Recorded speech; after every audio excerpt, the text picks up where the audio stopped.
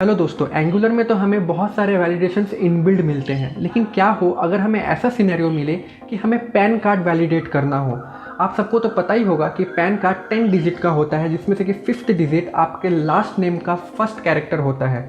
For example, अगर आपका नाम अनिल कुमार है तो आपका पैन कार्ड कुछ ऐसा होगा, जिसमें से कि 5th कैरेक्टर आपका के होगा, क्योंकि आपका लास्ट नेम कुमार है और फर्स्ट कैरेक्टर के है। इसको वैलिडेट करने के लिए हमें एंगुलर में कस्टम वैलिडेशन बनाना पड़ेगा। तो आज के इस वीडियो में मैं आपको बताऊंगा कि हम कस्टम वैलिडेशन एंगुलर के अंदर इन अ सिंपलेस्ट वे कैसे कर सकते हैं। हालांकि ये कस्टम वैलिडेशन हम टेम्पलेट ड्रिवन फॉर्म में अप्लाई करेंगे। तो चलिए देख लेते हैं कैसे इस चीज़ को हम अचीव कर सकते हैं। तो जैसे कि आप देख सकते हैं, लास्ट नेम रिक्वायर्ड है, पैन रिक्वायर्ड है। पैन में अगर मैं कुछ भी डालता हूँ तो ये 10 डिजिट से ज़्यादा ले ही नहीं रहा है, और यहाँ पे pan number is invalid show कर रहा है, तो ये एक अच्छी बात है। अगर मैं यहाँ पे लास्ट नेम कुमार टाइप करता हूँ तो अभी भी ये पैन नंबर इनवैलिड है। अगर मैं यहाँ पे 1 2 3 4 5 पहले का 5 अल्फ़ाबेट देता हूँ और उसके बाद अगर मैं नंबर देता हूँ तो अभी भी पैन नंबर इनवैलिड है। अगर मैं एक डिजिट को हटा के यहाँ पे अल्फ़ाबेट कर देता हूँ तो भी अभी भी यहाँ पे इनवैलिड है पैन नंबर। तो मुझे इसको वैलिड करने के लिए क्या करना पड़ेगा, 5th अल्फ़ाबेट को के करना पड़ेगा। तो जैसे ही मैं के करता हूँ तो वैलिडेशन हमारी हट जाती है। अब मैं यहाँ पे कुमार से हटा के कुछ और करता हूँ, जैसे कि अली कर देता हूँ, तो पैन नंबर इनवैलिड आ गया, क्योंकि मुझे ये के को हटा के यहाँ पे ए करना पड़ेगा। तो हम आ गए हैं अपने कंप्यूटर स्क्रीन पे, और यहाँ पे ब्राउज़र में मेरा already template driven form with validation already खुला हुआ है, जो कि मैं पिछले वीडियो में ये ऑलरेडी करके दिखाया था कि कैसे हम template driven form with validation in simplest way implement कर सकते हैं अपने एंगुलर में। अगर आपने वो वीडियो नहीं देखा है तो आप इस वाले वीडियो को ज़रूर वॉच करें। इस वीडियो में मैंने बहुत ही सिंपल तरीके से template driven form with validation करके दिखाया है। और अगर आपको ये वीडियो नहीं देखना तो आप ये ब्लॉग भी ज़रूर देख सकते हैं। यहाँ पे स्टेप वाइज मैंने हर एक स्टेप को यहाँ अच्छे से बहुत ही सिंपल लैंग्वेज में बताया है कि कैसे आप टेम्पलेट ड्रिवन फॉर्म को इम्प्लीमेंट कर सकते हैं अपने एंगुलर एप्लीकेशन में। तो चलिए हम पहला स्टेप की तरफ बढ़ते हैं। तो हमारा सबसे पहला स्टेप होगा एक नया डायरेक्टिव बनाना। डायरेक्टिव बनाने के लिए हमें प्रोजेक्ट फोल्डर में आ जाना है, और यहाँ पे मैं cmd ओपन करूँगा और यहाँ पे सिंपली मैं डायरेक्टिव बनाने का कमांड फायर करूँगा। तो ng और डायरेक्टिव, और मैं डायरेक्टिव बनाऊँगा डायरेक्टिव फोल्डर के अंदर, और मेरा डायरेक्टिव का नाम होगा कुछ पैन वेरीफाई, ऐसा रख देते हैं और एंटर हिट कर देंगे तो हमारा डायरेक्टिव बन के रेडी हो जाएगा हमारे प्रोजेक्ट फोल्डर में। तो आप देख सकते हो डायरेक्टिव हमारा बन चुका है। इसे मैं बंद कर देता हूँ क्योंकि इसकी ज़रूरत अभी नहीं है। तो हम अपने कोड को खोल लेते हो। तो यहाँ पे आप ये डायरेक्टिव फोल्डर नया जो अभी हमने बनाया वो आप देख सकते हो, ये पैन वेरीफाई के नाम से बन चुका है। तो इस नए डायरेक्टिव में अब हम अपना कोडिंग करना स्टार्ट करेंगे, और कोडिंग में हम वही लॉजिक लिखने वाले हैं पैन कार्ड का। तो सबसे पहले यहाँ पे मुझे प्रोवाइडर्स ऐड करने पड़ेंगे, और यहाँ पे मैं एक एरे ऑब्जेक्ट बनाऊंगा, और सबसे पहले मैं यहाँ पे प्रोवाइड लिखूंगा और इसे मैं वैल्यू दूंगा ng वैलिडेटर्स। तो ng वैलिडेटर्स जो अपने आप इंपोर्ट हो जाएगा एंगुलर फॉर्म से। तो आप देख सकते हैं एंगुलर फॉर्म से इंपोर्ट हो गया। नेक्स्ट यहाँ पे मैं की दूंगा यूज एग्जिस्टिंग, और यहाँ पे मैं इसका वैल्यू दूंगा जो हमारा डायरेक्टिव का नाम है वो मेरा यहाँ पे वैल्यू हो जाएगा। तो मैं इसी को कॉपी करके यहाँ पे पेस्ट कर देता हूँ। और लास्ट मुझे एक और यहाँ पे देना है, वो है मल्टी, जो कि मुझे यहाँ पे बुलियन वैल्यू एक्सेप्ट करता है और वो होगा मेरा ट्रू। इतना करने के बाद यहाँ पे मुझे एक इनपुट डेकोरेटर लगाना पड़ेगा, क्योंकि इसमें हमारे वैल्यूज आएंगे। तो मैं यहाँ पे इनपुट ले लेता हूँ, और इनपुट के अंदर मैं इस डायरेक्टिव के सिलेक्टर को यहाँ पे कॉपी पेस्ट कर दूंगा, क्योंकि इनपुट के अंदर ये ऐप पैन वेरीफाई आएगा। और मैं इसे दूंगा कंट्रोल, जो कि हमारा इंटरफेस रहेगा वो रहेगा स्ट्रिंग। और ऑब्वियसली ये जो स्ट्रिंग है वो हमारे एरे में आएंगे, क्योंकि दो फील्ड्स आने वाले, एक हमारा लास्ट नेम आने वाला है और दूसरा हमारा पैन नंबर आने वाला है। नेक्स्ट हम यहाँ पे वैलिडेट का मेथड लगाएंगे, जिसमें हम लिखने वाले हैं फॉर्म, जो कि हमारा एब्स्ट्रैक्ट कंट्रोल होगा। तो मैं यहाँ पे लिख देता हूँ एब्स्ट्रैक्ट कंट्रोल, जो कि फॉर्म से इंपोर्ट होगा। और इसके बाद मैं यहाँ पे एनी और एनी दे दूंगा, और इसका इंटरफेस मुझे देना है वैलिडेशन एरर्स या फिर नल। और इस तरह से कुछ हम कर्ली ब्रेसेस को ओपन कर लेंगे। यहाँ पे हम एक इफ कंडीशन लगाएंगे कि इफ दिस डॉट कंट्रोल, यानी कि ये अगर कंट्रोल अवेलेबल है तो ही अंदर आए। और हम दो वेरिएबल डिफाइन करेंगे। एक वेरिएबल होगा हमारा लास्ट नेम के लिए, जिसमें मैं दिस डॉट कंट्रोल्स का पहला इंडेक्स लूंगा, तो ऑब्वियसली पहला इंडेक्स हमारा 0 हो जाएगा। और नेक्स्ट वेरिएबल मैं लूंगा पैन आईडी के लिए, तो मैं इसे दे देता हूं पैन आईडी। और हम दिस डॉट कंट्रोल का दूसरा वाला इंडेक्स लेंगे, यानी कि 1। अब हमारा लॉजिक कुछ इस तरह से होने वाला है कि लास्ट नेम का पहला अल्फाबेट और पैन आईडी का 5th अल्फाबेट को हमें इक्वलाइज करना है। हमें देखना है कि वो दोनों सेम है कि नहीं। तो उसके लिए हम क्या करेंगे कि लास्ट नेम का पहला अल्फाबेट लेंगे और उसे लोअर केस में कन्वर्ट करेंगे। पैन आईडी का 5th अल्फाबेट लेंगे और उसे लोअर केस में कन्वर्ट करेंगे और फिर दोनों को इक्वलाइज करेंगे और देखेंगे कि दोनों इक्वल है कि नहीं। यहाँ लोअर केस में कन्वर्ट करने का रीजन ये है कि हो सकता है यूजर ने लास्ट नेम कैपिटल इनपुट कर दिया हो, तो इसलिए हम उसे लोअर केस में, दोनों के दोनों को लोअर केस में कन्वर्ट करेंगे और फिर इक्वलाइज करेंगे। तो इसके लिए मैं सबसे पहले एक वेरिएबल लेता हूं कॉन्स्ट लास्ट नेम कंट्रोल, और इसमें मैं सिंपली फॉर्म डॉट गेट करूंगा इस लास्ट नेम को। और यहाँ पे मैं चेनिंग मेथड स्टार्ट करूंगा कि ये फ्यूचर में अवेलेबल होगा, इसीलिए तो इसका वैल्यू को हम एक्चुअली स्लाइस करने वाले हैं और स्लाइस करके हम पहला वाला अल्फाबेट को पिक करेंगे। तो उसके लिए मैं 0,1 लिखूंगा, तो इससे हमारा पहला वाला अल्फाबेट पिक हो जाएगा। और जो भी पहला वाला अल्फाबेट पिक होगा उसे हम 2 लोअर केस कर देंगे। सेम इसी तरह से हम दूसरा वाला वेरिएबल भी कर लेते हैं। तो यहाँ पे मैं पैन आईडी कंट्रोल ले लेता हूँ और ऑब्वियसली ये लास्ट नेम के जगह पे मैं पैन आईडी कर दूंगा और मैं यहाँ पे 5th अल्फाबेट को पिक करूंगा। तो उसके लिए यहाँ पे मुझे 4 और यहाँ पे मुझे 5 करना पड़ेगा, जिससे मुझे 5th अल्फाबेट मिल जाएगा और फिर वो लोअर केस में चेंज हो जाएगा। और बस सिंपली यहाँ पे अब मैं इक्वलाइज करूंगा कि इफ लास्ट नेम कंट्रोल अगर इक्वल है पैन आईडी कंट्रोल से, तो मैं यहाँ पे रिटर्न करूंगा नल। अदरवाइज यहाँ पे मैं रिटर्न कर दूंगा फॉर्म लेवल पे एक एरर, जिसका नाम मैं दे देता हूँ पैन आईडी, और इसे मैं ट्रू करके भेज दूंगा। और लास्टली यहाँ पे मुझे एक और बार बाय डिफॉल्ट रिटर्न नल भेजना पड़ेगा। तो इतना कोड हमारा हो जाता है डायरेक्टिव के लिए। तो इस डायरेक्टिव को अब हमें फॉर्म लेवल पे इम्प्लीमेंट करना पड़ेगा। फॉर्म लेवल पे इम्प्लीमेंट करने का रीजन ये है क्योंकि ये जो वैलिडेशन है ये 2 इनपुट फील्ड्स पे डिपेंड करता है, एक लास्ट नेम में और एक पैन आईडी में। तो इसीलिए मुझे इसे फॉर्म लेवल पे इम्प्लीमेंट करना पड़ेगा। तो इसके लिए हम आ जाते हैं अपने app.component.html में।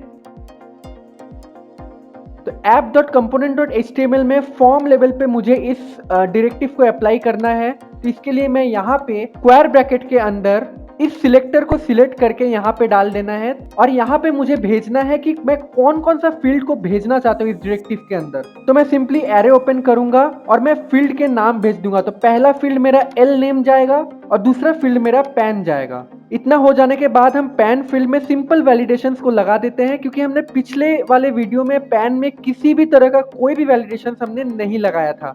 तो इसलिए हम यहाँ पे पैन वाले फील्ड में आ जाते हैं। तो सबसे पहला वैलिडेशन हम लगाएंगे रिक्वायर्ड का, कि ये रिक्वायर्ड होना चाहिए। नेक्स्ट मैं यहाँ पे मैक्स लेंथ का वैलिडेशन लगाना चाहता हूँ, तो मैं इसमें लिख दूंगा मैक्स लेंथ, जो कि हमारा रहेगा 10।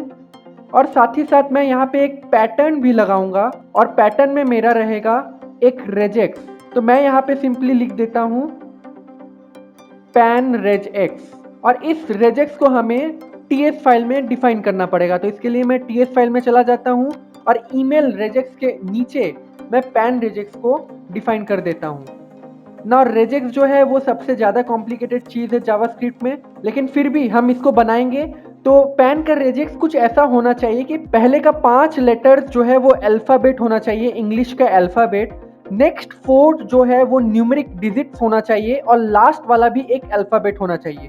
तो इसका पैटर्न कुछ इस तरह से होगा, स्लैश स्क्वायर ब्रैकेट के अंदर ए से जेड तक या फिर कैपिटल ए से कैपिटल जेड तक। इसका लेंथ जो है वो 5 होना चाहिए, तो इसलिए हम कर्ली ब्रेसेस में 5 लिखेंगे। उसके बाद 0 से 9 और इसका लेंथ होना चाहिए 4, और उसके बाद फिर एक स्क्वायर ब्रैकेट में ए से जेड तक हो सकता है या फिर कैपिटल ए से कैपिटल जेड तक हो सकता है, और उसका लेंथ होगा 1। तो पैन का रेजेक्स कुछ इस तरह से होगा, और इस वेरिएबल को हम ऑलरेडी पैटर्न में डिफाइन कर चुके हैं।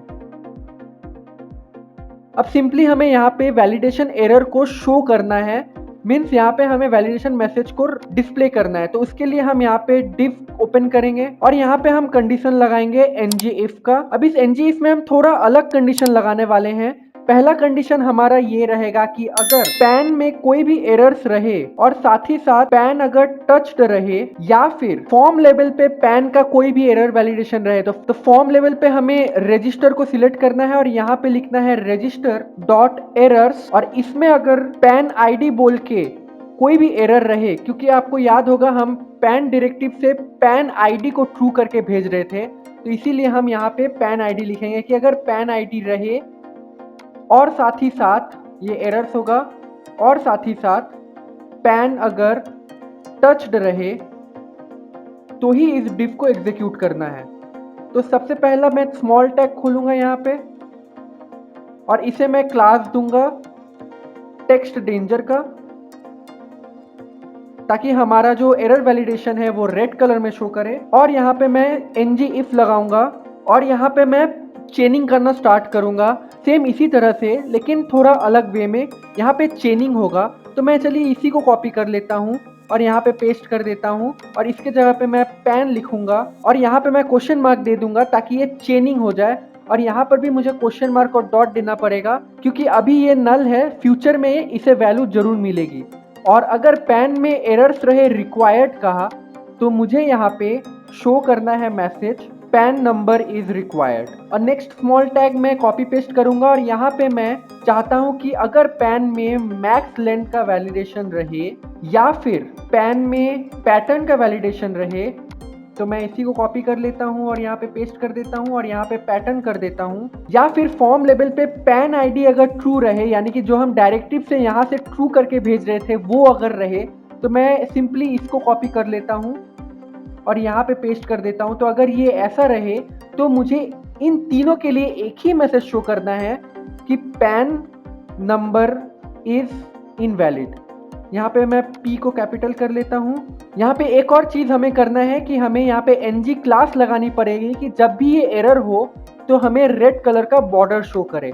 तो चलिए मैं इसको कॉपी करके यहाँ पे पेस्ट कर देता हूँ और यहाँ पे lname के जगह पे पैन और यहाँ पर भी पैन। तो हमारा कस्टम वैलिडेशन पैन कार्ड के लिए बिल्कुल रेडी है। तो चलिए हम देख लेते हैं एग्जीक्यूट करके कि हमारा पैन कार्ड का वैलिडेशन कैसा बिहेव कर रहा है। तो इसे मैं सेव करता हूँ और अपने ब्राउजर पे चलते हैं। तो जैसे कि आप देख सकते हैं लास्ट नेम रिक्वायर्ड है, पैन रिक्वायर्ड है। पैन में अगर मैं कुछ भी डालता हूँ तो ये 10 डिजिट से ज़्यादा ले ही नहीं रहा है और यहाँ पे pan number is invalid show कर रहा है, तो ये एक अच्छी बात है। अगर मैं यहाँ पे लास्ट नेम कुमार टाइप करता हूँ तो अभी भी ये पैन नंबर इनवैलिड है। अगर मैं यहाँ पे 1 2 3 4 5 पहले का 5 डिजिट अल्फ़ाबेट देता हूँ और उसके बाद अगर मैं नंबर देता हूँ तो अभी भी पैन नंबर इनवैलिड है। अगर मैं एक डिजिट को हटा के यहाँ पे अल्फ़ाबेट कर देता हूँ तो भी अभी भी यहाँ पे इनवैलिड है पैन नंबर। तो मुझे इसको वैलिड करने के लिए क्या करना पड़ेगा, 5th अल्फ़ाबेट को के करना पड़ेगा। तो जैसे ही मैं के करता हूँ तो वैलिडेशन हमारी हट जाती है। अब मैं यहाँ पे कुमार से हटा के कुछ और करता हूँ, जैसे कि अली कर देता हूँ, तो पैन नंबर इनवैलिड आ गया क्योंकि मुझे ये के को हटा के यहाँ पे ए करना पड़ेगा। तो हमारा पैन नंबर का इनपुट बहुत ही सही तरीके से काम कर रहा है। तो मैं सारे को एक बार फिलअप कर लेता हूँ। तो यहाँ पे मैं 18 कर देता हूँ, यहाँ पे मोबाइल नंबर और यहाँ पे ईमेल आईडी। जैसे ही फॉर्म हमारा वैलिड हुआ हमारा बटन जो है वो इनेबल हो गया। एक बार कंसोल में हम देख लेते हैं कि हमें वैल्यू मिलता है कि नहीं। तो हम जैसे इसे सबमिट करेंगे तो हमें फॉर्म का वैल्यू अपने कंसोल में देखने को मिल जाता है बहुत ही इजी तरीके से। ओके, तो मैं यहाँ पे एक बोनस वैलिडेशन लगाने वाला हूँ। तो आप यहाँ पे स्क्रीन में देख सकते हैं कि यहाँ पे पहला 3 जो अल्फ़ाबेट है वो अल्फ़ाबेट्स यूं ही कुछ भी रैंडम हो सकते हैं। 4th अल्फ़ाबेट जो है वो होल्डर का स्टेटस बताता है। तो ये 4th अल्फ़ाबेट इन 6 अल्फ़ाबेट्स में से कोई एक हो सकता है, जैसे कि P इंडिविजुअल के लिए होता है और बाकी यहाँ पे लिस्ट डाउन किए हुए हैं, A है, F है। और 5th अल्फ़ाबेट तो हमने ऑलरेडी इम्प्लीमेंट कर दिया है, जो कि लास्ट नेम का आपका फर्स्ट कैरेक्टर होता है और उसके बाद 4 नंबर और उसके बाद लास्ट आखिरी एक अल्फ़ाबेट। तो हम अभी यहाँ पे 4th अल्फ़ाबेट को वैलिडेट करने वाले हैं कि जो 4th अल्फ़ाबेट है पैन नंबर का, वो इन 6 में से कोई एक होना चाहिए। अगर इन 6 में से कोई एक नहीं होता है, तो हम यहाँ पे वैलिडेशन एरर फायर कर देंगे। तो उसके लिए हम अपने कोड में आ जाते हैं और हम जो पैन वेरीफाइड डायरेक्टिव बनाए थे उसमें हम आ जाते हैं और यहाँ पे सिंपली मैं एक और वेरिएबल बना लेता हूँ। तो मैं ऊपर वाले को ही कॉपी पेस्ट कर लेता हूँ और इस वेरिएबल का नाम मैं रख लेता हूँ कैर एट 4th पोजीशन या POSC रहने देते हैं। इस वेरिएबल का नाम हम ये रख लेते हैं और हमें 4th कैरेक्टर चाहिए पैन आईडी का। तो यहाँ पे पैन आईडी है ही, यहाँ पे मैं 3 कर दूंगा और यहाँ पे मैं 4th कर दूंगा। तो ये 3 और 4 मिलके हमें 4th कैरेक्टर पैन आईडी का दे देगा और उसे मैं 2 लोअर केस में चेंज कर दूंगा। अब मैं यहाँ पे इस कंडीशन में आ जाता हूँ जहाँ पे मैं लास्ट नेम का फर्स्ट कैरेक्टर को इक्वलाइज कर रहा था पैन आईडी के 5th कैरेक्टर के साथ, और अगर ये दोनों इक्वलाइज हो जाता है तो मैं यहाँ पे रिटर्न नल कर रहा था। तो अभी के लिए मैं इसे रिमूव कर देता हूँ और एक इस कंडीशन में यहाँ पे ओपन करूंगा जहाँ पे मैं चेक करने वाला हूँ कि अगर ये कैर एट 4th पोजीशन इक्वल है ए के या फिर कैर एट 4th पोजीशन इक्वल है पी के, और ऐसे करते करते हम 6 के साथ यहाँ पे इक्वलाइज करके देख लेते हैं और कंडीशन के साथ। तो मैं इसे जल्दी से कर देता हूँ। तो यहाँ पे मैंने कंडीशन लगा दिया है कि अगर कैर एट 4th पोजीशन ए हो या फिर पी हो या एफ हो या सी हो या एच हो या टी, इन 6 में से कोई भी एक हो तो हम अंदर आएंगे और यहाँ पे हम रिटर्न नल कर देंगे। और अगर ऐसा ना हुआ तो हम सिंपल यहाँ पे यही वाला रिटर्न पैन आईडी को ट्रू करके भेज देंगे। तो बस इतना सा काम करना था हमें। तो एक बार चलिए देख लेते हैं। तो यहाँ पे मैं अगर लिखता हूँ कुमार, तो यहाँ पे मैं सही पैन नंबर देता हूँ अभी के लिए। तो मैं यहाँ पे 4Z देता हूँ और उसके बाद 5th कैरेक्टर में K देता हूँ, फिर नंबर देता हूँ 1 2 3 4 और लास्ट अल्फाबेट देता हूँ। और इसे जैसे ही मैं ब्लर करता हूँ तो पैन नंबर इज इनवैलिड बता रहा है। पैन नंबर मेरे एक तरह से सही है, लेकिन यहाँ पे 4th जो कैरेक्टर है वो या तो P या तो C या तो A ऐसा होना चाहिए। तो मैं यहाँ पे P करता हूँ तो मेरा पैन वैलिडेशन यहाँ से गायब हो जाता है। यहाँ पे वैसे ही मैं अगर A करता हूँ तो भी गायब हो जाता है। अगर मैं यहाँ पे G करता हूँ तो फिर से पैन इज इनवैलिड बता रहा है। यहाँ पे एक और प्रॉब्लम है कि अगर मैं इसे पूरा हटा देता हूँ तो 2 वैलिडेशन मैसेज एक साथ फायर हो जाता है। तो इसके लिए मैं यहाँ पे सिंपली एक BR टैग लगा दूंगा तो ये प्रॉब्लम भी हमारा सॉल्व हो जाएगा। यहाँ पे 2 वैलिडेशन मैसेज फायर करने का रीजन ये है कि यहाँ पे पैन इज रिक्वायर्ड, क्योंकि यहाँ पे हमने कुछ डाला नहीं है, और पैन नंबर इज इनवैलिड ऐसा इसलिए दिखा रहा है क्योंकि लास्ट नेम में हमने कुछ फिलअप नहीं किया है और लास्ट नेम पे डिपेंड करता है हमारा पैन का फील्ड। आई होप दोस्तों वीडियो आपको अच्छा लगा होगा। अगर आपको कोई भी प्रॉब्लम हो तो आप नीचे कमेंट करना ना भूलें। मैंने जो भी चीज़ें बताई है वो सारी चीज़ें आपको मेरे वेबसाइट में ऐसे आर्टिकल मिल जाएगी। आपको कुछ नहीं, बस स्टेप्स को फॉलो करना और आपका काम बन जाएगा। वीडियो अच्छा लगे तो लाइक शेयर एंड सब्सक्राइब कर दीजिएगा।